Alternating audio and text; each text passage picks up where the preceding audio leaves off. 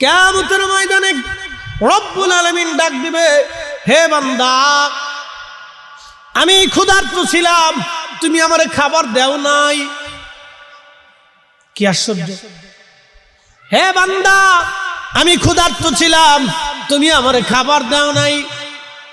বান্দা বলবে, রব আপনি তো নিজে রাজ্জাক, ওয়া তারজুকু মান তাশাউ বিগাইরি হিসাব। আল্লাহু আকবার। আমি যাকে খুশি তাকে অগণিত রিজিকের মালিক আমি আল্লাহ বানাই দেই। দেলোয়ার ভাই, একটা কথা মনে রাখবেন, হাজার হাজার কোটি টাকার মালিক হলেও খাবার কিন্তু খাওয়া যায় না আল্লাহর হুকুম ছাড়া, ঠিক কিনা? খাবার খাওয়া যায় না। তার বাস্তব প্রমাণ যদি দেখতে চান, ভিআইপি হসপিটালগুলিতে যায় দেখেন, ভিআইপি হসপিটালে যায় দেখেন, ব্যাংকে টাকা আছে, বসুন্ধরা, বনানী, গুলশানে তাদের 72 বাড়ি আছে, বিরাট বড় বড় বাড়ি, কিন্তু নসিবে খাবার নাই। খাবারের সীমাবদ্ধতা আল্লাহ নিজে দিয়ে দিছেন। ও বন্ধু, এই জন্য আল্লাহ বলছেন, তোমরা খাওয়ার সময় উত্তম রিজিকের জন্য দোয়া করো, আল্লাহ তুমি আমার উত্তম রিজিক খাওয়াও, উত্তম বরকতওয়ালা রিজিক আমারে দাও। হালালান তাইয়্যিবা, হালালান তাইয়্যিব, হালাল এবং তাইয়্যিব উত্তম খাবার খাওয়াও। হালালটার সাথে উত্তম খাবার খাওয়াইবা, হালাল তো খাওয়াবা, কিন্তু উত্তমটা খাওয়াবা। কিন্তু বাংলাদেশে কি উত্তম খাবার আমাদের আর কি নসিবে আছে? বলে হুজুর কেমনে নাই? আমি মাঝে মধ্যে চিন্তা করি, ঢাকাতে তো দুধ কিনে খাই, দুধ খাই না বুড়িগঙ্গার পানি খাই, আল্লাহ জানে। কি কথা খারাপ কইছি ভাই? হালালান তাইয়্যিবান, তাইয়্যিব খাবার খাও। আমরা মাঝে মধ্যে পানি খাই, পানি চিন্তা করলাম, পানি খাই না কি খাই আল্লাহ জানে। কি দেওয়া আছে তা না কি কেমনে করবো, কেমনে বলবো? আপনি বাজার থেকে ফল কিনে আনবেন, আপনি ফল খান না বিষ খান, কেমনে বুঝবেন? বলে হুজুর কি করে? মাঝে মধ্যে আমি ভোক্তা অধিকার সংরক্ষণ অধিদপ্তর আছে, তাদের চ্যানেলের সাথে এবং আইডির সাথে আমার অ্যাড আছে, মাঝে মধ্যে তাদের মিশন আমি দেখি। সেদিন দেখলাম দই বানাইতেছে, আপনার গা শির উঠবে। এই দইয়ের ভিতরে যে বিষ মিশানো হয়, রং মিশানো হয়, এটা মানুষ খাওয়ার কারণে ব্লাডের ক্যান্সার আসে। কি খাবেন আপনি? আবার আরেকজনে দেখাইল কালো জিরা। আল্লাহর নবী বলছেন, আমার উম্মত কালো জিরা মৃত্যু ব্যতীত সব রোগের মহা ওষুধ। সুবহানাল্লাহ বলবেন না? ভালো করে শুনে যাবেন। এই কালো জিরা, একটা কালো আর একটা নর্মাল কালো জিরা আনা হলো। দুই কালো জিরা দুইখানে রেখে টেস্ট করলো। টেস্ট করার পরে যেই কালো জিরাটা নর্মাল ধুলাবালি আছে, ওটার ভিতরে পানির ভিতরে ওটা দিয়া ছেড়ে দেওয়া হলো, কিছু সময় রাখা হলো। যেই কালো জিরা কিসমিচে কালো দেখা যায়, ওটাও পানির মধ্যে ছেড়ে দেওয়া হলো। 10-15 মিনিট পরে ওই কালো জিরাগুলি ধোয়ার পরে দেখা গেছে কালো কালো রং বের হয়ে আসতেছে। ভোক্তা অধিদপ্তর তারা পরীক্ষা করে দেখলো, এই কালির রংটা দুনিয়ার অন্য কোনো কালির রং না। এই কালির রং হলো যেই রং দিয়া কাপড় কালো বানানো হয়, ওই কালির ওই রং দিয়া কালো জিরা কালো বানানো হয়েছে। ভোক্তা অধিদপ্তরের ডক্টর বলল, হায় হায়, এই রং যদি মানুষের শরীরে রক্তের সাথে মিশে যায় তাহলে অবশ্যই ক্যান্সার রোগ হবে, তাতে কোনো বাধা আসবে না। এই জন্য বাংলাদেশে ক্যান্সারের সংখ্যা বেড়ে গেছে। কথা কোন না? রব্বুল আলামিন ডাক দিবে, হে আমার বান্দা, আমি ক্ষুধার্ত ছিলাম, তুমি আমার খাবার দাও নাই। বান্দা বলবে, রব বলো কি? ওয়া তারজুকু মান তাশাউ বিগাইরি হিসাব। তোমার একটা নাম আছে রাজ্জাক, তুমি তো রিজিক দেনেওয়ালা, তুমি আবার কখন ক্ষুধার্ত ছিলে আল্লাহ? কি করে হয় এটা? আমার আল্লাহ ডাক দিবেন, বান্দারে তুমি শোনো, দুনিয়াতে এমন কিছু আমার বান্দা ছিল যারা ক্ষুধার্ত ছিল, তুমি তারে খাবার দাও নাই। আমার ক্ষুধার্ত বান্দারে যদি তুমি খাবার খাওয়াইতা, আমি আল্লাহর খাবার খাওয়া হয়ে যাইতো। একসাথে জোরে বলেন সুবহানাল্লাহ। সহিহ মুসলিমে আসছে নবীজি কিয়ামতের ময়দানে আল্লাহ ডাক দেবে, বান্দা আমি তৃষ্ণার্ত ছিলাম, তুমি আমার পানি দাও নাই। বান্দা বলবে, রব আপনি বলেন কি, আপনি তো নিজেই রিজিক দেনেওয়ালা, পানি সৃষ্টি করনেওয়ালা। আল্লাহ আপনার হুকুমেই তো আকাশ থেকে বৃষ্টি নামলো, জমিনে পানি হলো, ঝর্ণা প্রবাহিত হলো, অতল সাগরের গহ্বর থেকে পানি আসলো, পাতাল থেকে পানি বের হয়ে আসলো। আল্লাহ বলেন কি, আমার আল্লাহ ডাক দিলেন, বান্দারে তোমার প্রতিবেশী পানির অভাবে তৃষ্ণার্ত ছিল, আরবে পানির অভাব ছিল, এই জন্য পানির কথা নবী বলেছেন। আরবে এখনো পানির বড় সংকট, পানির অভাব কত বড় কঠিন যদি দেখতে চান ফিলিস্তিনের দিকে তাকান, তারা পানির তৃষ্ণায় অনেকেই কষ্ট করতেছে, পানিও নাই, খাবারও নাই। আহারে নবীজি বললেন, ডাক দেয়া সাহাবীরা রে, সেই দিন আল্লাহ ডাক দিবে, বান্দারে আমার বান্দারে যদি তুমি পানি পান করাইতা, তাহলে আমি আল্লাহর পানি পান করানো হয়ে যাইতো। এই জন্য পাগল ধরে তার চুল কাটা জরুরি না বাপরে, তারে আগে এনে সুন্দর করে খাবার খাওয়াইয়া এরপরে সুন্দর করে তার চিকিৎসা দেওয়াটা জরুরি। আমরা চিকিৎসাও দিতে পারলাম না, চুল কাটাইতে আমরা খাবারও খাওয়াইতে পারলাম না, ধরে ধরে তারে নিয়ে চুল কাটাইলাম, জোর করলাম, এইগুলি করার দরকার নাই। আগে তারে খাবার খাওয়াইতে হবে, তার চিকিৎসা আগে করাইতে হবে। কিয়ামতের ময়দানে আল্লাহ ডাক দিবে, বান্দা আমি অসুস্থ ছিলাম, তুমি আমার সেবা করো নাই, আমার চিকিৎসা করো নাই। বান্দা বলবে, রব্বি বলেন কি, আপনি তো নিজেই চিকিৎসাফি, আপনি নিজেই তো সেবা করনেওয়ালা।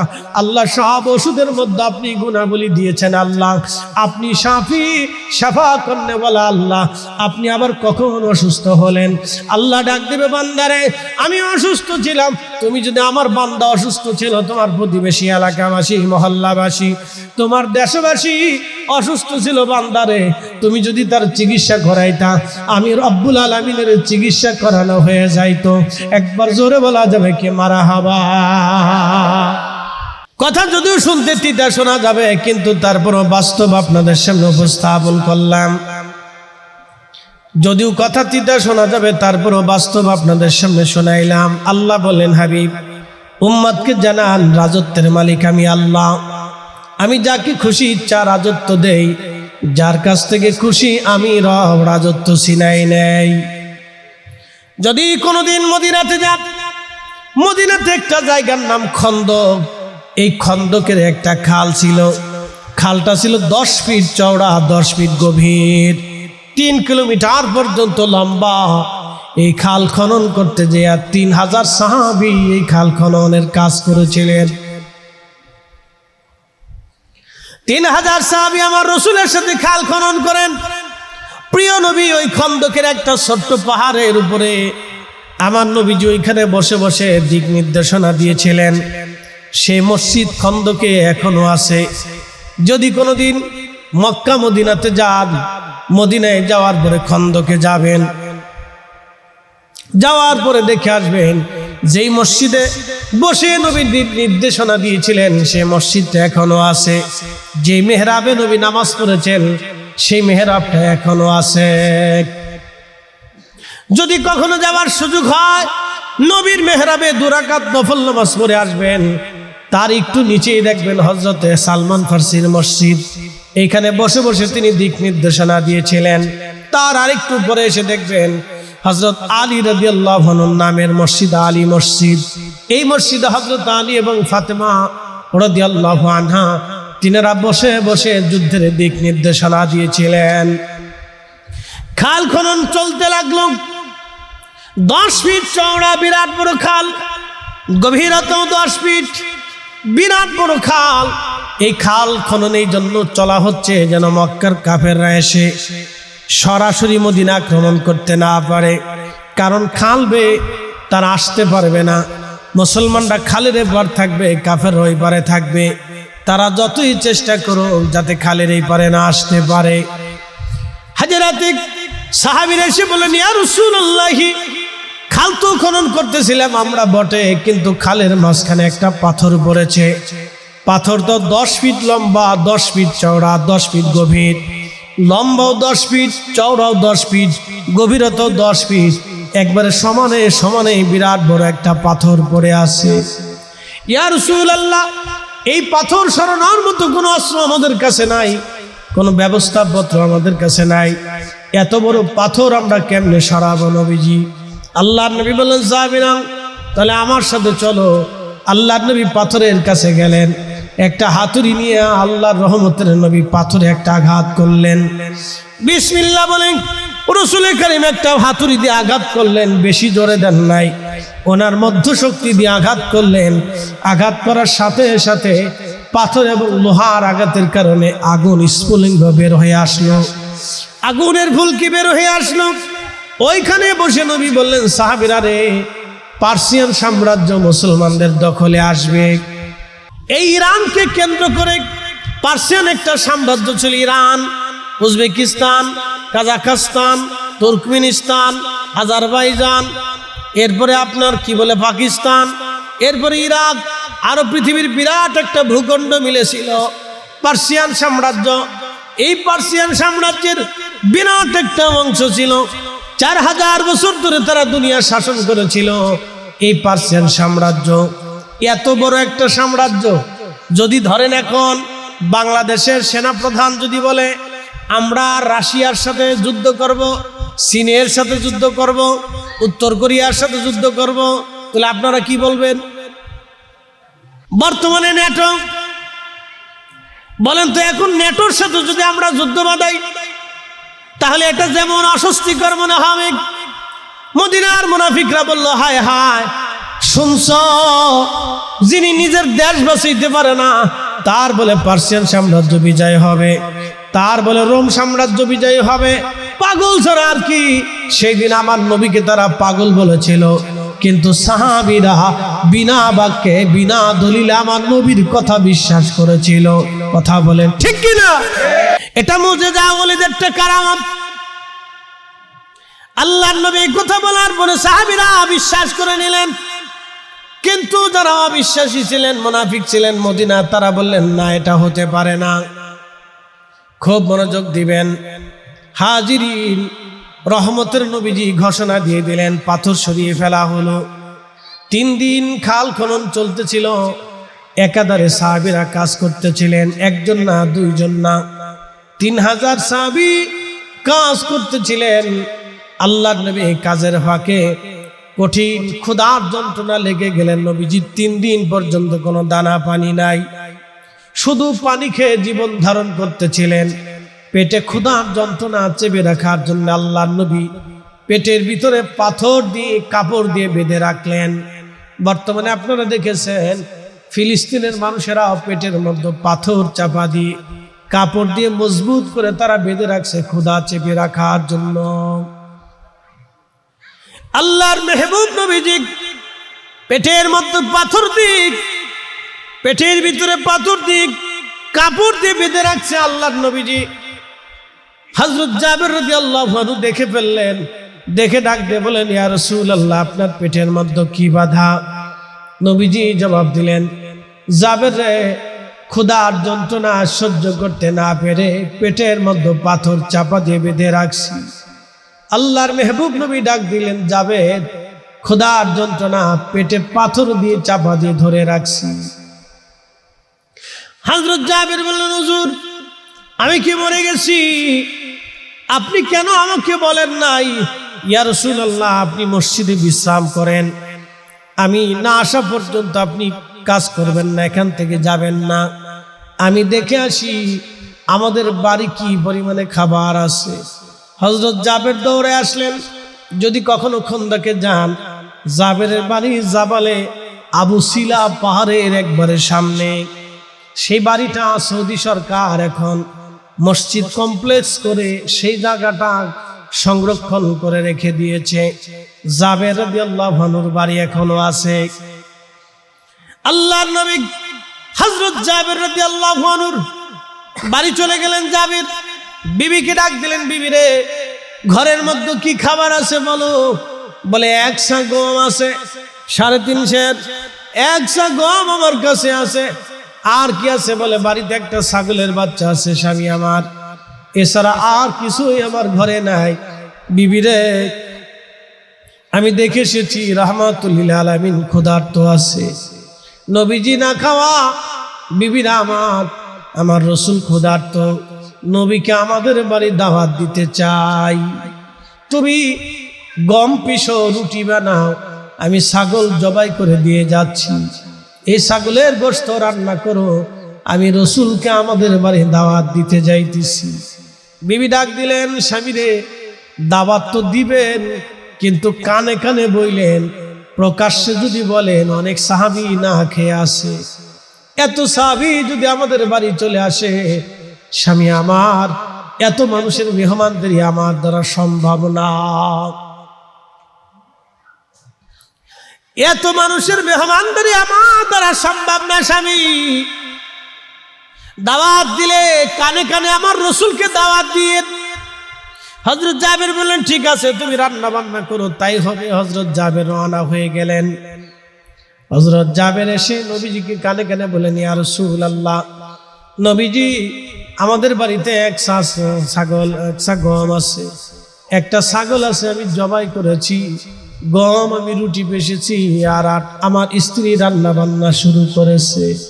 ইয়া রাসূলুল্লাহ, ইয়া হাবিবাল্লাহ, নবীজি, আপনি আমার বাড়িতে আপনার দাওয়াত। আল্লাহর নবী বললেন, জাবের, তোমার স্ত্রীর রান্না শেষ হইলে আমার কাছে খবর পাঠায়। হযরত জাবের বলেন, আমার বিবির রান্না বান্না শেষ হয়ে যাওয়ার পরে আমি যখন আল্লাহর নবীর কাছে দাওয়াত পৌঁছাইলাম, ইয়া রাসূলুল্লাহ, রান্না বান্না শেষ, হুজুর আপনি আসেন, আমাদের বাড়ি আপনার দাওয়াত। রাহমাতুল লিল আলামিন নবীজি যে বললেন, জাবের রে, তুমি খাবার প্রস্তুত করো, আমি আসতেছি, তোমার বাড়িতে আমাদের দাওয়াত, আমরা আসতেছি, তুমি খাবার রেডি করো। আল্লাহর নবী আসবেন, এমন সময় সাহাবীদের কথা মনে পড়ে গেল, আমি একা খাবো আর আমার সাহাবীরা না খাওয়া আছে।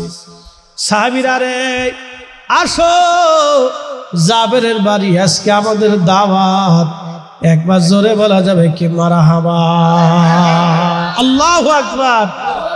আল্লাহর নবী ডাক দিলেন, জাবের, লাব্বাইক ইয়া রাসূলুল্লাহ, রান্না বান্না কি শেষ? বলে, হ্যাঁ ইয়া রাসূলুল্লাহ, এক সা গমের রুটি আর একটা ছাগল জবাই করেছিলাম, তরকারি। ইয়া নবী আল্লাহ, নবীজি বললেন, জাবের রে, রুটির পাত্রের উপরে কাপড় দিয়ে ঢেকে দাও, আর গোশতের তরকারির উপরে, পাত্রের উপরে কাপড় দিয়ে ঢেকে দাও, সবাইকে কাতার করে বসতে বলো, আমি নবী নিজে হাতে আজকে বেড়ে বেড়ে সবাইকে মেহমানদারি করে আজকে খাওয়াবো।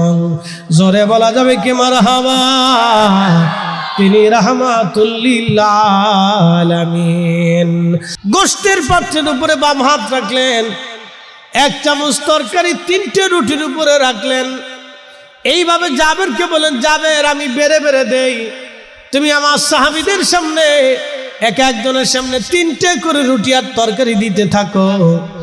হযরত জাবের বললেন, আমি দিতে লাগলাম, নবীজি বেড়ে দিতে লাগলেন, আর আমি দিতে লাগলাম।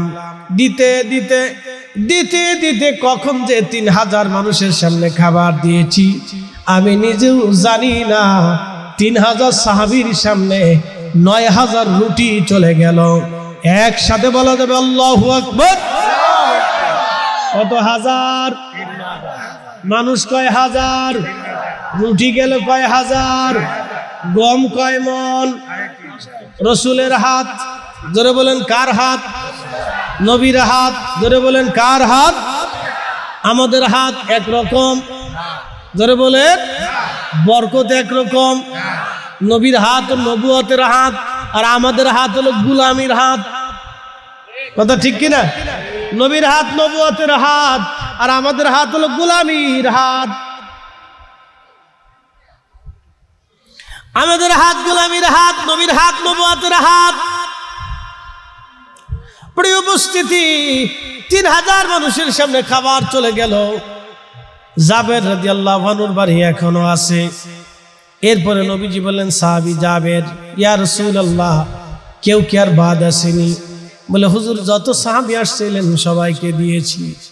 সাহাবের, তাহলে শোনো তো, মদিনায় অনেক মানুষ না খাওয়া আছে, ঘোষণা দাও যার বাড়ি খাবার নাই সে যেন তোমার বাড়ি আসে। বলো রাহমাতুল লিল আলামিন নিজে বেড়ে বেড়ে মেহমানদারি করতেছে। আজকে আমি মদিনার মানুষকেও খাওয়াবো। রুটি মাত্র এক ছাগল, একটা ছাগল জবাহের গোশতের তরকারি দিয়ে আজকে 3000 মানুষের খাবার হয়ে গেল। হযরত জাবের বললেন এক এক করে মদিনা থেকে 15,000 মানুষ চলে আসলো, মহিলা পুরুষ বাচ্চা কাচ্চা দিয়ে 15,000 আসলো একসাথে। জোরে বলেন আল্লাহু আকবার। প্রিয় নবী বলেছেন, আমার উম্মত, তোমার বাড়ি যদি মেহমান আসে তাহলে বুঝবা রহমত আসছে। তোমার ঘরে মেয়ের জন্ম হলে বুঝবা রহমত আসছে। তোমার বাড়ি মেহমান আসলে বুঝবা রহমত আসছে। তোমার শরীরে রোগ আসলে বুঝবা রহমত আসছে। আর আকাশ থেকে বৃষ্টি হইলে বুঝবা খোদার রহমত আসছে।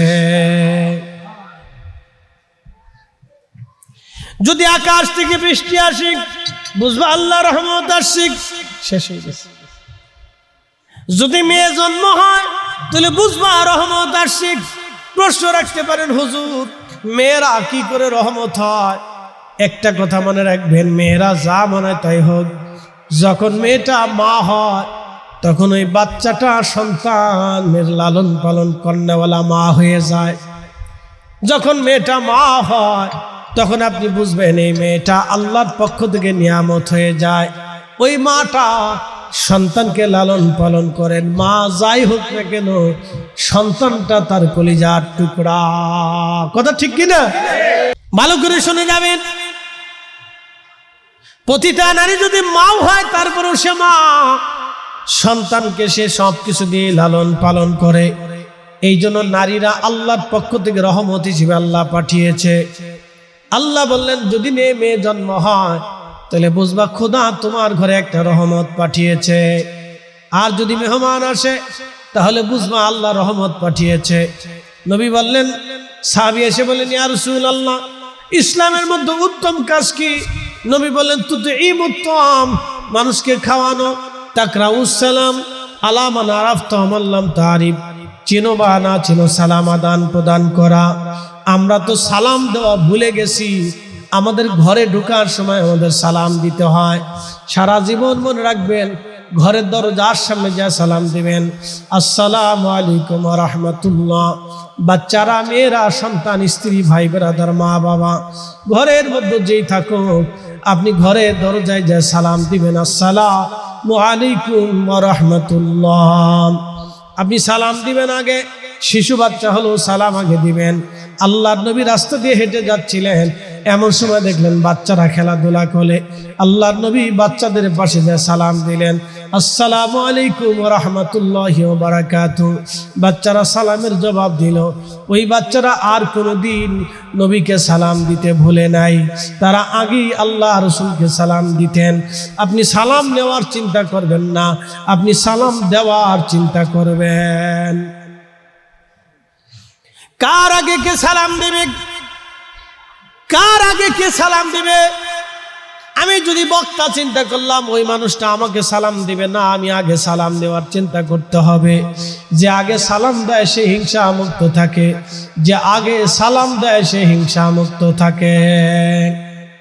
আল্লাহর নবী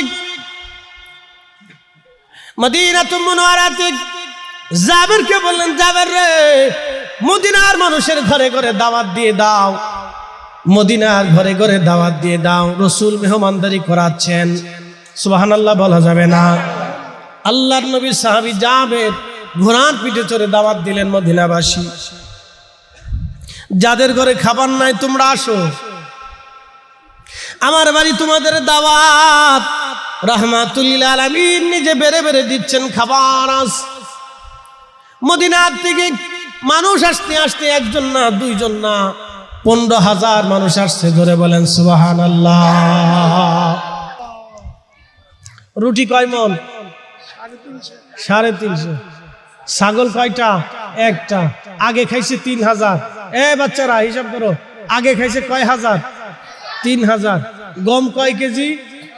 1 সা 350। ছাগল কয়টা? একটা। আগে কয় হাজার খাইছে? 3000। রুটি গেছে 3টে করে দিছে, তাহলে কয় হাজার?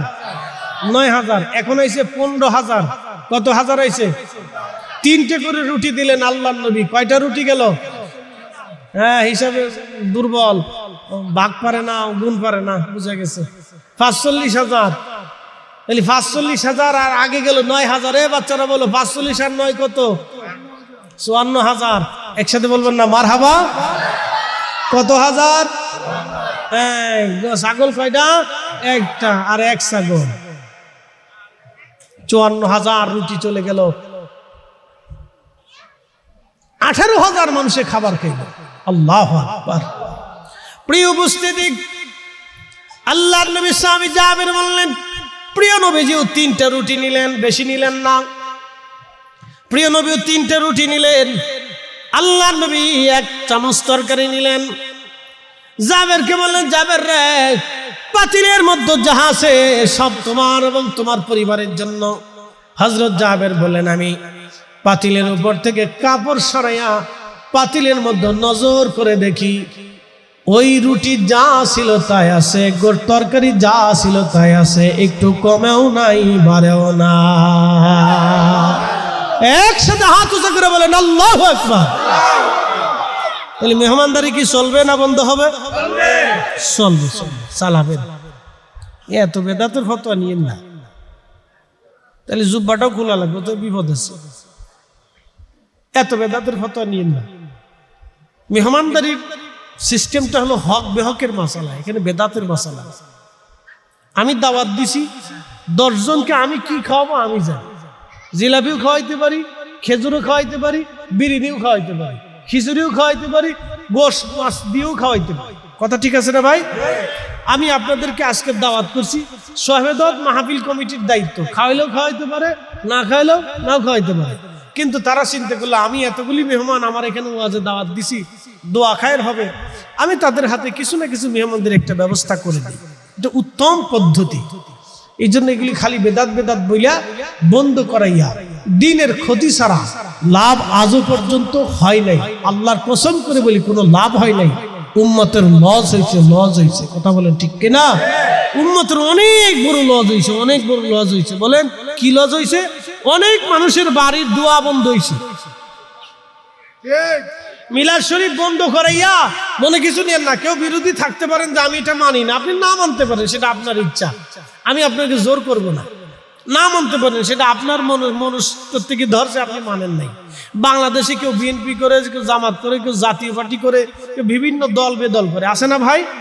জাকের পার্টি আছে, বিভিন্ন পার্টি আছে মানুষের। এক একজন এক এক পার্টির দল করে, এই দল তার কাছে ভালো লাগে।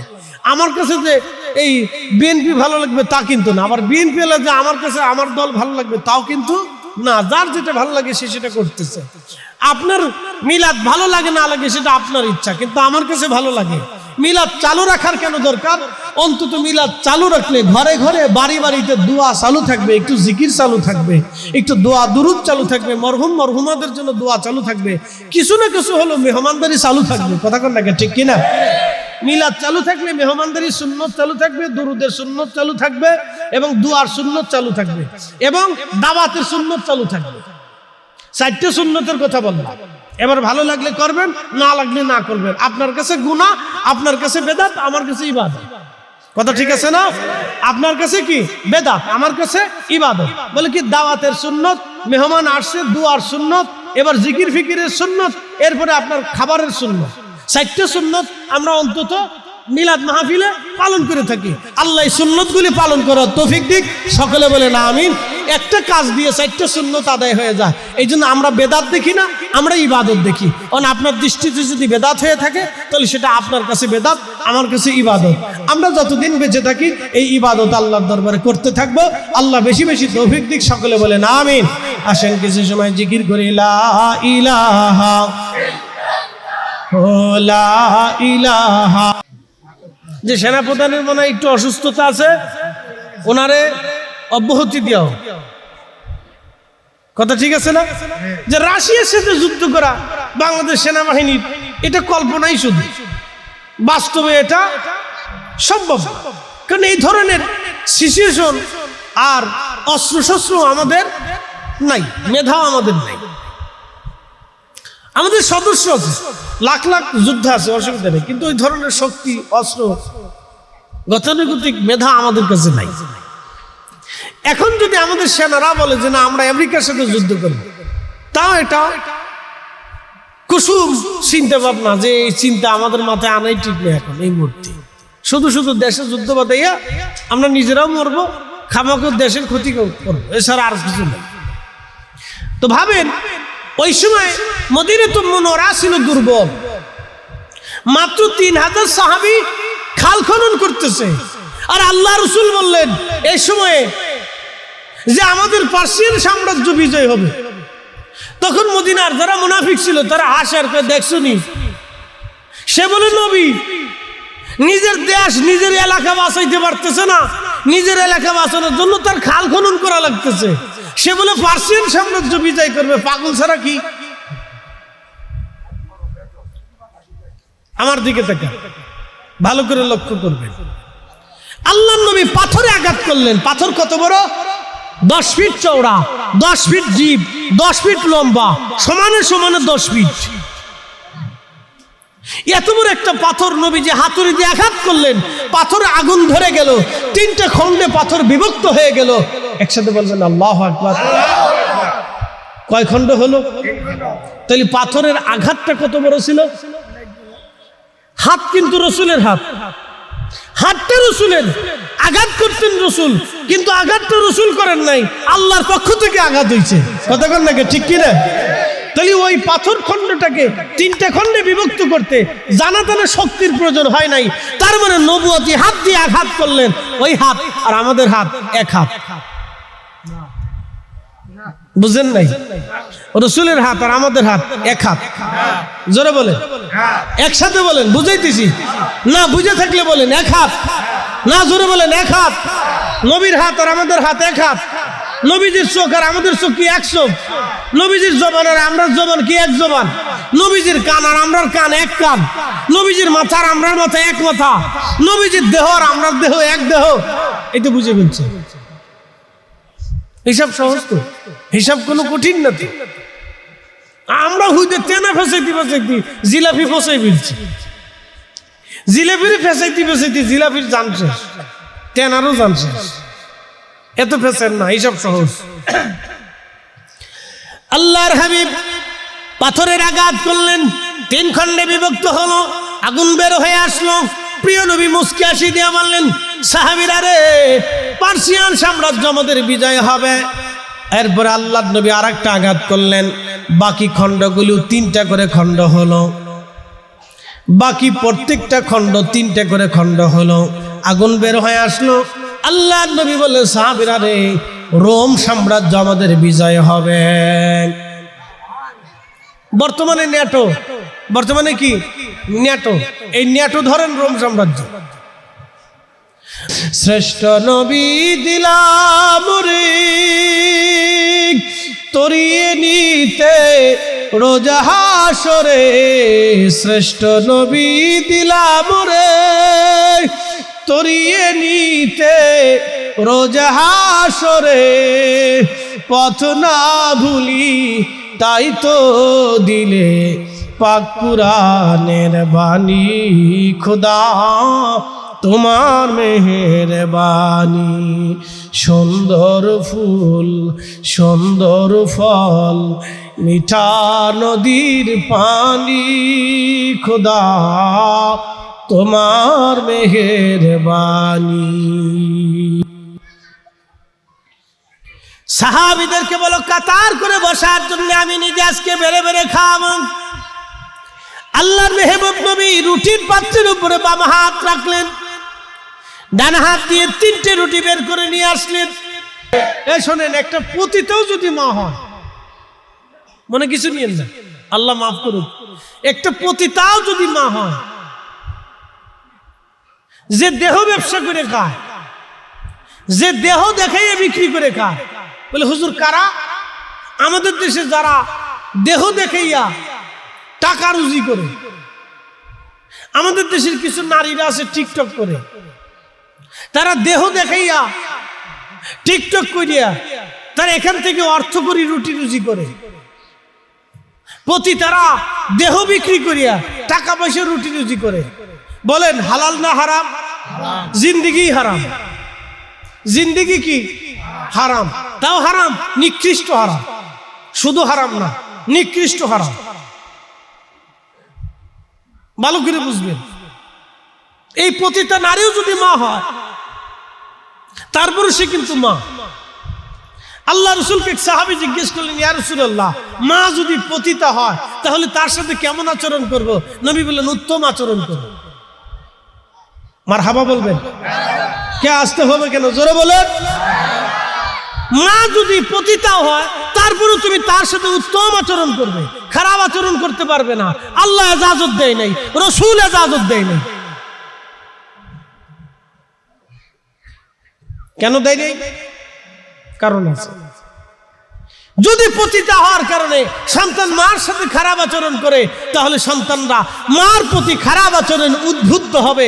রাসূল যদি ইজাজত দিয়ে যাইতেন তাহলে এই উম্মতের বহু মা সন্তানের হাতে পিটুনি খাইত। মনে রাখেন, বহু মা সন্তানের হাতে মার খাইত, বহু মা সন্তানের হাতে লাঞ্ছিত হইত। এই জন্য আল্লাহ রাসূল অনুমতি দিয়ে যান নাই, আল্লাহর নবী অনুমতি দেন নাই। প্রিয় উপস্থিতি হাজিরিন, যে আগে সালাম দেয় সে হিংসা মুক্ত। সালাম দিবেন, বেশি বেশি সালাম দিবেন। নবীজি বললেন, বেশি বেশি সালাম দাও, চিনো মানো চিনো সালাম দাও, আর মেহমানদারি করাও। চিনো মানো চিনো মানুষকে খাওয়াও, হিন্দু হলেও খাওয়াও, বৌদ্ধ হলেও খাওয়াও, খ্রিস্টান হলেও খাওয়াও, মাজুসি হলেও খাওয়াও, শিখ হলেও খাওয়াও। সে মানুষ, তুমি তাকে খাবার খাওয়াও। কি করো? কথা কন না কেন? খাওয়াও। আমি আজকে দেখলাম কিছু লোকেরা পাগল ধরে ধরে নিয়ে তাদের মাথার চুল কাটতেছে। আচ্ছা বলেন, চুল কাটা জরুরি না খাবার খাওয়ানো জরুরি? আসতে কোন কেন? জোরে বলেন। চুল কাটা জরুরি না তার এই সেবা শুশ্রূষা, তার এই পোশাক আশাক দেওয়া জরুরি? তার পোশাক আশাক দেওয়া জরুরি, তার খাবার খাওয়ানো জরুরি। আপনি চুল কেটে কি করবেন? চুল কাটলে তো চুল আবার হইব। কি কথা ঠিক আছে কিনা? এক মাস যদি চুল না কাটে তো চুল আবার যা তাই হয়ে যাবে। 2 মাস যদি চুল না কাটে, 6 মাস চুল না কাটলে চুল যা তাই হবে। চুল কাটানো তো জরুরি না, তার ধরে নিয়ে আগে খাবার খাওয়াইতে হবে, তার দিল ঠান্ডা করাইতে হবে, তার সেবা করাইতে হবে, তার চিকিৎসা করাইতে হবে। একসাথে বলবেন আল্লাহু আকবার। ধরে ধরে নিয়ে চুল কাটতেছে, ধরে ধরে নিয়ে পরিষ্কার করতেছে, পরিষ্কারের নাম দিয়ে ধরে ধরে নিয়ে চুল কাটতেছে না। আগে তার খাবার খাওয়ানো জরুরি, তার চিকিৎসা করানো জরুরি। আমরা এমন একটা দেশে বাস করি, পাগল ধরে নিয়ে চিকিৎসা করানোর মতো অপশন আমাদের হাতে নেই। তাহলে আমার দেশে এত পাগল ঘুরে কেন? সরকারের উচিত ছিল পাগলদেরকে ধরে ধরে নিয়ে তাদেরকে পাগলা গারদে নিয়ে চিকিৎসা করানো। কথা ঠিক আছে না ভাই? কিন্তু সরকার ব্যর্থ হয়েছে, সরকার পারে না। তো সরকার টাকা দিয়ে কি করে বলেন? এই যে অন্য ভাই বলে দিল, অন্য দেশে অনেকে বাড়ি করে, সুইজারল্যান্ডে বাড়ি করে, ইউরোপে বাড়ি করে, আমেরিকা বাড়ি করে, সিঙ্গাপুরে বাড়ি করে, মালয়েশিয়া বাড়ি করে, বিদেশে পাচার করে, বউ পাচার করে, ছেলে মেয়ে পাচার করে, টাকা পাচার করে, অর্থ পাচার করে। এই দেশ থেকে যদি টাকা পাচার না হতো তাহলে আমার দেশ সোনার বাংলা আসলেই সোনার বাংলা হতো। কথা বলেন ঠিক কিনা? এই পাগলদেরকে খাওয়ানোর দায়িত্ব ছিল রাষ্ট্রের। রাষ্ট্রের দায়িত্ব ছিল পাগলদেরকে ধরে ধরে নিয়ে চিকিৎসা করানো। আমাদের বাংলাদেশে প্রায় 5 লক্ষ পথ শিশু আছে। 5 লক্ষ পথ শিশু বুঝেন? মা নাই, মা জন্ম দিয়ে ছেড়ে দিছে, কোথায় মা তার খবর নাই, বাবা নাই, বাবা জন্ম দিয়ে চলে গেছে, বাপের কোনো অস্তিত্ব নেই। আবার এমন বাচ্চা আছে তারা যে কে জন্ম দিছে সে নিজেও জানে। এদের নাম হচ্ছে পথ শিশু। তারা পথে ঘাটে থাকে, যেখানে সেখানে তারা ঘুমায়, দলবদ্ধভাবে তারা থাকে। আচ্ছা বলেন তো, এই বাচ্চাদের দায়িত্ব কি আমাদের রাষ্ট্রের? রাষ্ট্র ব্যর্থ হয়েছে। আপনারা তো রাস্তার চিন্তা করেন, কিন্তু জানেন না তো যে 5 লক্ষ পথ শিশু আছে, এর চিন্তা কে নিবি? এর চিন্তা কে নিবি? এই 5 লক্ষ শিশু যদি এখনই আমরা তাদেরকে খাওয়াইতে না পারি, ঠিক মতো শিক্ষা দীক্ষা দিতে না পারি, তাহলে আগামী দিন চোর হবে, ডাকাত হবে, সন্ত্রাস হবে, খুন করবে, গুলি করবে। কি কথা কর না কেন? হ্যাঁ, আগামী দিনে গুলি করবে, আপনার সন্তানকে গুলি করবে, আপনাকে গুলি করবে।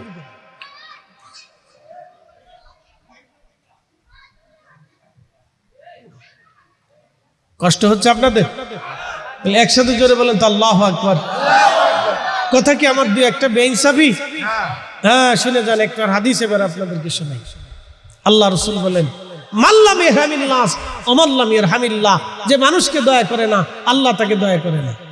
আরে তোকে স্বাধীনতা দেওয়ার পরে কি আমি ঠকে গেলাম রে?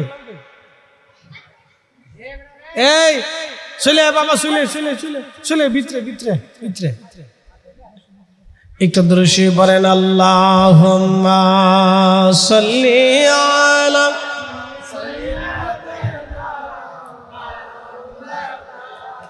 মুহাম্মাদ ওয়া আলা আলি সাইয়্যিদিনা। তুমি আল্লাহর প্যারা হাবিব, তোমার তুলনা নাই কেউ আর, তোমার মতো আকাশ ভ্রমণ করেনি কোনো পয়গম্বর। আল্লাহুম্মা সাল্লি আলা মাওলানা মুহাম্মাদ ওয়া আলা আলি সাইয়্যিদিনা।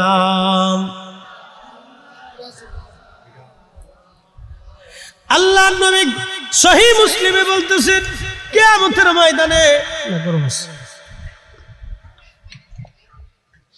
কে রাসূল কারীমের কথা কি কোনটা মিথ্যা? না, আজকে গবেষণা করে দিয়েছে বিজ্ঞান, আসলেই তো সত্য। কালো জিরার ভিতরে আল্লাহ এমন একটা গুণাবলী দিয়ে রাখছে যা কোনো খাবারে নাই। যেটা এমন একটা খাবার যে সব রোগের ওষুধ এই গুণাবলীর ভিতরে আছে। না সুবহানাল্লাহ, বাড়ি যায় কর। মানুষ কালো জিরা খায় না, খায় হলো ফুচকা, ঠিক কিনা? চটপটি চটপটি খানোর অসুবিধা নেই, চানাচুর, চিপস, বাচ্চাদেরকে এগুলো খাওয়ায়। কালি জিরে খাওয়ায় না, খেজুর খাওয়ায় না, দুধ খাওয়ায় না, ফল টল খাওয়ায় না, চিপস খাওয়াইবো, চকলেট খাওয়াইবো, ললিপপ খাওয়াইবো। নাম দিছে ললিপপ। ললিপপ বানায় কি দা আল্লাহ জানে, এর ভিতরে কি মেডিসিন দিছে, কি কোন রং দিছে আল্লাহ জানে, কিসের রং দিছে। শোনেন কালি জিরের ইতিহাস শোনেন, গবেষণায় ভোক্তা অধিদপ্তরে ধরছে কালি জিরে। একটা কালি জিরা খুব কালা কিসমিসি, তো কালো কিসমিসে দেখে তাতে সন্দেহ হয়েছে, কিরে কালো জিরে এত কালো কিসমিসে কেন হবে? তো একটা কালো জিরে আনছে, সেটার ভিতরে একটু ধুলাবালি আছে, কদ্দুর একটু ময়লা টয়লা আছে। এটা হলো অরিজিনাল কৃষকের বাড়ি থেকে আইছে, বুঝেন? কিন্তু আমাদের দেশে যে কলার ভিতরে দাগ টাগ আছে ওই কলা মানুষই খায় না, যেটা ফ্রেশ দেখতে চকচক চকচক করে। যারা কলা বেছে তারাও চিন্তা করলো যেহেতু চকচক খাবা, তো আমরা ফরমালিন মাইরি দিয়ে চকচক বানাই দিবানি, অসুবিধা নেই। দোষ আমাদেরও আছে, কথা কন না কে? দোষ আমাদেরও আছে, আমরা চকচক চকচক তালাশ করি। ওই যে একটা কথা আছে না, চকচক করলেই শোনা হয় না, কত তো সুন্দর। প্রিয় উপস্থিতি হাজিরিন, কিন্তু এই সুর আমরা আজও পর্যন্ত ধরতে পারিনি। এটা ধরে ধরে বাটাম চালান দেওয়ার দরকার ছিল। এরা মানুষদেরকে বিষ খাওয়ায়, বিষ। একসাথে বলেন কি খাওয়া? বিষ খাওয়া। আল্লাহ বলছেন হালাল তাকদিব, হালাল খাবা, উত্তমটা খাবা, ভালোটা খাবা, ভালোটা খাওয়াবা। গেছি আমি টাঙ্গাইলের মধুপুরের মাহফিল করে, বললাম ভাই দুটি আনারস মধুপুরের বাগান থেকে কেটে দেন। ঢাকার আনারস খাওয়াবো বাচ্চা কাচ্চা, এগুলি খাওয়ালি এই ফরমালিন টরমালিন থাকে। হুজুর কোনো লাভ নাই, ঢাকারটাও সেই আনারস, মধুপুরের বাগানেরটাও সেই আনারস। বললো কেমন কথা বললে, টাকা দিবেন অসুবিধা নেই, আমি ভাও নেবো না। আমি ভাবছি যে ওরা বুঝি আমার ভাও দিবে বললে চিন্তায় পড়ে গেছে যে হুজুরের ভাওটাও দিব। বললাম না, টাকা আমি দিচ্ছি, অসুবিধা নেই, কিন্তু ভালোটা কেটে দেন। হুজুর লাভ নাই। বললাম কারণ কি? গাছে ইনজেকশন মেরে দিচ্ছে। কোন জায়গায় মারছে? গাছে মারছে। আমাদের দেশে আম আসে না, আম আসেনি, গাছে থাকতেই মাইরে দেয়, স্প্রে করে দেয়। 4-5 বার মারে। খা বাঙ্গালি, চকচকাটা খা, চকচকাটা খা। খালি চকচক চকচক খাইতে চাও, তুই চকচকাটাই খাও। পৃথিবীর এই দেশ ছাড়া পৃথিবীর কোন দেশে আপনি ফলে আপনি ওষুধ পাবেন না। ওষুধ যদি দেয়, খাবারও যদি কোনো 2 নম্বরই হয়, তো সৌদি আরবে যদি হয় তাহলে একবারে কোম্পানি শুদ্ধে বাতিল হবে, ওর জিন্দিগির জেল জরিমানা তবে ওর হাত পর্যন্ত কেটে দিবে, ওর 14 গোষ্ঠী ল্যাংড়া বানাই দিবে। একমাত্র বাংলাদেশেই সম্ভব, আর অন্য কোনো দেশে সম্ভব না। এই জন্য আমাদের হার্টের সমস্যা, ফ্যাসের সমস্যা, কিডনি সমস্যা, লিভারের সমস্যা, আলসারের সমস্যা, পেটের সমস্যা, রক্তের সমস্যা, অ্যালার্জির সমস্যা, এইটা সেটা। বাংলাদেশের মোড়ে মোড়ে কোনায় কোনায় ফার্মেসি, কোনায় কোনায় ডাক্তার, তারপরে রোগী শেষ করে। আল্লাহ খাইতে গেছেন হালাল তৈয়ব বিশুদ্ধটা, তাহলে আমরা নিজেরাও খাবো, অন্যজনকেও খাওয়াবো। কথা বলেন ঠিক কিনা?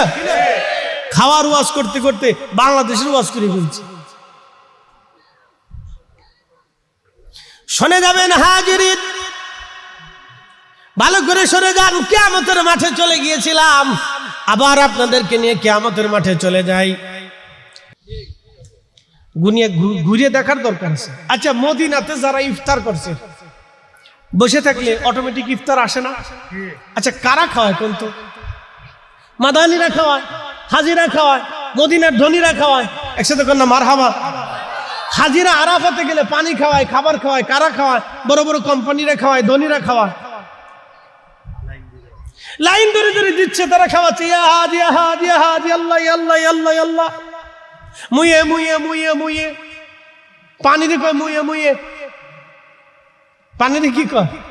ইয়া হাজ মুয়ে মুয়ে, ইয়া হাজ মুয়ে, হাজি হাজি মুয়ে, হাজি হাজি মুয়ে মুয়ে, হাজি পানি লো, পানি লো, পানি লো। প্যাকেট ধরাই দিছে, বিস্কিট আছে, খাবার আছে, অনেক পদ আছে। ইয়া হাজি হাজি হাজি হাজি হাজি ডেকে ডেকে খাওয়া। হাজি তাল তাল, নাও নাও খাও। খেজুর দেয়, খেজুর। একসাথে করলে আল্লাহু আকবার। না, জোরে বলেন, আরো জোরে বলেন, বুঝাইতেছি। মালয়েশিয়া গেছি, চাইনিজদের প্রথম মসজিদ, 200-300 বছর আগের মসজিদ।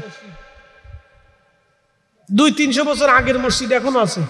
চাইনিজ কোয়ালিটি যেভাবে ঘর বানায় না, মসজিদ ওইভাবে বানাইছে। তো নামাজ পড়ছি, নামাজ পড়ে অন্ধি বিরাট বড় বড় ডেকছি, আমরা দরবারে ডেকছি ওইরকম সাজায় রাখছি। আমি চিন্তা করলাম, হায় হায়, এদিকে আটটুসি নাকি, এত ডেকছি কে? আমি গেলাম, কি ব্যাপার ডেকছি কে? তাবারক রান্না হয়, জুমার দিনে খাওয়ায়, বিরাই নামাজের সময় মাঝে মধ্যে খাওয়া। বললাম মাশাআল্লাহ, ভালোই তো সিস্টেম। খালি ভাবছিলাম যে বাংলাদেশি খাওয়ায়, মালয়েশিয়াও খাওয়ায়, থাইল্যান্ডেও খাওয়ায়, প্রত্যেক মসজিদে খাওয়ায়। একসাথে কন্যা মারহাবা। খালি বেদাতের ফতোয়া বাংলাদেশি। কে এইগুলো হয়েছে কেন? কেন এইগুলো করবে? বলে জিলাপি খাওয়ান, জিলাপি খাওয়ালে সমস্যা কি? তারপরে কলা খাওয়ায়, কলা। মালয়েশিয়ানদেরকে দেখছি কলা খাওয়ায়। আমি বললাম কলা কেন? কলা খাওয়ায়। আমি বললাম যাক, মাশাআল্লাহ, বুদ্ধি একটা পাওয়া গেছে। আমরা জিলাপি খাই, এর লাগে জিলাপি হুজুর, এরা যেহেতু কলা খায় তাহলে এরা কলা হুজুর। আর সৌদি আরবের হুজুর হলো খেজুর হুজুর। কি কথা বলতে? তার মানে আমাদের ধারণা চেঞ্জ করতে হবে। কথা বলেন ঠিক কিনা? কি চেঞ্জ করতে হবে? ধারণা চেঞ্জ করতে হবে, মানসিকতা চেঞ্জ করতে হবে। ধর্মের দোষ না, দোষ হলো আমাদের মানসিকতা। ধর্মের দোষ না। আপনি মিলাদ করে খাওয়াবেন না, মিলাদের আগে খাওয়াবেন, খাওয়ান, অসুবিধা কি?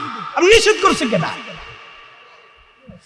আপনি দোয়া করে খাওয়াবেন না, দোয়ার আগে খাওয়াবেন, খাওয়ান না, নিষেধ কেটাই করছে। ধর্মের দোষ না, দোষ হলো মানসিকতা। ধর্মের দোষ না। ধর্ম বলছেন তুমি খাওয়াও, হিন্দু হলে খাওয়াও। তোমার বাড়ি যদি হিন্দু আসে তো তাও খাও। একসাথে বলবেন না মারহাবা। হিন্দু আসলে খাও, বৌদ্ধ আসলে খাও, খ্রিস্টান খাও। রিজিক আমরা দেই না, রিজিক কে দেয়? আল্লাহ। আপনাদেরকে আজকে বলি, তবরক আছে। আজকে যে তবরকটা রান্না হয়েছে, আমার দিকে তাকান, আজকে যে তবরকটা রান্না হয়েছে, আপনি যে ধরেন যে যতটুকু তবরক খাবে, এই বরাদ্দটা কি আমরা করছি না আল্লাহ করছে? আল্লাহ। আমরা চেষ্টা করছি আমাদেরকে দিয়ে, মাহফিল কমিটিকে দিয়ে, আল্লাহ তবরকের ব্যবস্থা করছে। কথা ঠিক আছে না? আপনার বরাতে যাহা আছে আপনি তাহাই খাবেন। আমরা কিন্তু জোর করে আপনাকে বেশিও দিতে পারবো না, আবার কমও দিতে পারবো না। কথা ঠিক আছে না ভাই? এটা মনে রাখবেন। এই জন্য মেহমান আসলে খাবার কিন্তু রিজিক আল্লাহ পাঠায়, আমরা বরাদ্দ করি। এই জন্য আল্লাহ রসুল বলছেন মেহমান যদি আসে তাহলে বুঝবা আল্লাহর রহমত আসছে। একসাথে বলবেন না মারহাবা। তো আপনার বাড়িতে লোকদেরকে দাওয়াত দিলেন, ধরেন আব্দুল করিম সাহেবের বাড়িতে দাওয়াত দিল, ভাই আমার বাড়িতে আমার আব্বা আম্মা মারা গেছিল, তাদের জন্য মাগফিরাতের জন্য দোয়া খায়ের করব, আপনারা মসজিদে সবাইরে দাওয়াত দিল। সবাইরে কি করলাম? দাওয়াত দিলাম। এখন ইমাম সাহেব হুজুর গেলেন, কোরআন তেলাওয়াত করলেন, দোয়া খায়ের করলেন। এখন বাড়ির মালিক বললেন যে দাওয়াত দিছিলাম, দোয়া খায়ের করছেন, এবার চলে যান। আমার কথা বুঝেন নাই? আবার বুঝেন। আপনি নিজে দাওয়াত দিছেন মসজিদে দাঁড়াইয়া যে আমার বাড়িতে জোহরের নামাজের পরে আজকে দোয়া দুরুদ আছে, মিলাদ নাই মানলেন, ধরেন মিলাদ মানেন না, ধরলাম আর কি, আমাদের দেশে অনেকে মিলাদ মানেন, তা আপনার দৃষ্টিতে আপনি মিলাদ মানলেন না, ধরেন আপনার দোয়া দুরুদ আছে, তো আপনাদের সবার দাওয়াত, আপনারা আয়েশা আমার আব্বা আম্মার জন্য, পূর্বপুরুষের জন্য, আমার বরকতের জন্য একটু দোয়া করে দেন। আচ্ছা, মুসলমান হিসেবে আপনার কি যাওয়া লাগবে না? আসতে কন কেন? জোরে বলেন না, ভয় ভয় বলতেছেন। মুসলমান হিসেবে যাওয়া লাগবে না? আমাকে যদি কোনো মুসল্লি দাওয়াত দেয় যে হুজুর আপনি আমাদের বাসায় এসে একটু দোয়া খায়ের করে যান, আমি ইমাম হিসেবে কি যাব না? আচ্ছা যাব, আমার হক যাইতেই হবে। আচ্ছা গেল। এখন যিনি সাহেবের দাওয়াত, তিনি দোয়া খায়ের করে বললো যে ঠিক আছে খাওয়া দাওয়া তো বেদাত, তাহলে আসসালামু আলাইকুম জানবে, দোয়া করে আপনারা জানবে, তা কি হইল কন্ত? উনি কি মেহমানের পরিপূর্ণ হক আদায় করতে পারছে? পারে নাই। এটা হলো হকের মাসালা, এটা বেদাতের মাসালা কইবা না, এটা তো হক বেহকের মাসালা। আপনি বেদাতের মাসালা দেখতেছেন, এটা তো হক বেহকের মাসালা, এটা তো আপনার মেহমানের মাসালা। আপনি বেদাতের মাসালায় ঢুকাই দিয়েছেন, কারণটা কি? এটা তো বেদাতের মাসালা না, এটা তো হক বেহকের মাসালা। এটা মেহমান হিসেবে, মেহমান মেজবান যিনি, তার হক হলো মেহমানকে সমাদর করা। আল্লাহ রসুল বলছেন আমার উম্মত তুমি যদি আখিরাতে বিশ্বাসী হও তো মেহমানকে সম্মান করো। এখন মেহমানকে সম্মান করতে হলে এক গ্লাস পানি হলেও খাওয়াইতে হয়। কি কথা কর না? এক গ্লাস পানি হলেও, পানি যদি থাকে, যদি না থাকে তাহলে একটা খেজুর হলেও খাওয়াইতে হবে। আরবের মানুষের বাড়ি খেজুর থাকতো, খেজুর খাওয়াইতো, একটা খেজুর হলেও দিতে হবে, কারণ সে আপনার মেহমান। আপনার বাড়ি সে জোর করে আসেনি, আপনি দাওয়াত করে আনছেন।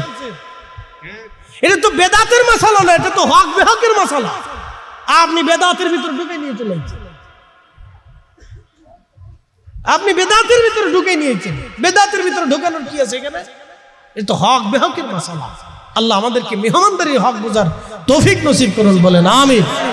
বেশি বেশি মেহমানদারি করতে পারি, আল্লাহ সেই তৌফিক আমরা দিক। জোরে বলেন আমিন। কষ্ট হচ্ছে আপনাদের? মেহমানদারির প্রথাটা কি আমরা চালু করছি না আল্লাহ রসুল করেছেন? এবার শেষ ওয়াজ, 2 ঘন্টা কাছাকাছি চলে আসতেছে, আর বাড়াবো না, কালকে জুমা। এবার বলে দিয়েছে